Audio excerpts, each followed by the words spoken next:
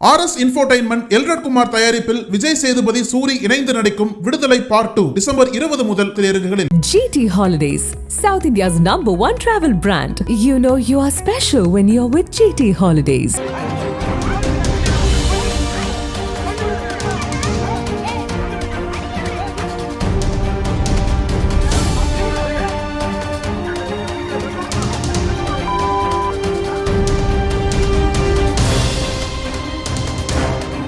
மதுரை மத்திய சிறைச்சாலையில் தண்டனை கைதிகளும் விசாரணை கைதிகளும் என சுமார் 1000க்கும் மேற்பட்ட கைதிகள் உள்ளனர். அதில் 65% பேர் விசாரணை கைதிகளாகவும் 35% பேர் தண்டனை கைதிகளாகவும் இருக்கின்றனர். கைதிகள் சிறையில் இருக்கும் சமயத்தில் மனைவி உள்ளிட்ட உறவினர்கள் சிறையில் மனு அளித்து அவர்களை சந்திப்பது வழக்கம். அப்போது ஏற்பட்ட பழக்கத்தில் ஒரு கைதியின் மனைவியிடம் உதவி ஜெயிலராக உள்ள ஒருவர் தவறான நோக்கத்துடன் பழகியதாக கூறப்படுகிறது. மதுரை மத்திய சிறையில் உதவி ஜெயிலராக பணியாற்றி வருபவர் பாலகுருசாமி. இந்த சிறையிலிருந்து விடுதலையான நபர் ஒருவர் பைபாஸ் சாலை பகுதியில் ஹோட்டல் ஒன்றை நடத்தி வருகிறார்.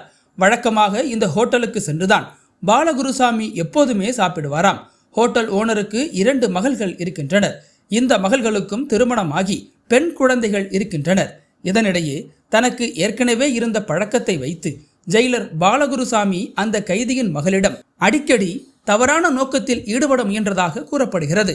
அதோடு மட்டுமல்லாமல் கடந்த சில தினங்களுக்கு முன்பாக ஹோட்டலுக்கு சென்ற பாலகுருசாமி உரிமையாளரின் பேத்தியான பள்ளி சிறுமியிடம் தனது செல்போன் எண்ணை கொடுத்து ஏதாவது உதவி வேண்டுமானால் தொடர்பு கொள்ள சொல்லி கேட்டுள்ளார். பின்னர் அவ்வப்போது சிறுமியிடம் செல்போனில் பேசி நலம் விசாரித்து வந்துள்ளார். இந்த நிலையில் கடந்த 20ஆம் தேதி காலை ஜெயிலர் பாலகுருசாமி மதுரை ஆரப்பாளையம் பகுதிக்கு வந்துள்ளார். அங்குள்ள ATM ஒன்றில் பணம் எடுத்துவிட்டு வெளியே வந்தபோது அங்கிருந்த பள்ளி சிறுமியிடம் பேசிக் கொண்டிருந்துள்ளார். அப்போது திடீரென அங்கு வந்த சிறுமியின் தாய் ஜெயிலர் தன் மகளிடம் பாலியல் ரீதியான சீண்டலில் ஈடுபட முயற்சி செய்ததாக கூறி நடு ரோட்டில் வைத்து அவரை தாக்கியுள்ளார்.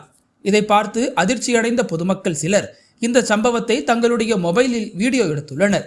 இந்த காட்சிகள் தற்போது இணையத்தில் பரவி பெரும் பரபரப்பை ஏற்படுத்திய நிலையில் ஜெயிலர் பாலகுருசாமி, சிறுமியின் தாய் மற்றும் சிறுமி ஆகியோரிடம் மதுரை மாநகர தெற்கு அனைத்து மகளிர் போலீசார் விசாரணை மேற்கொண்டு வருகின்றனர்.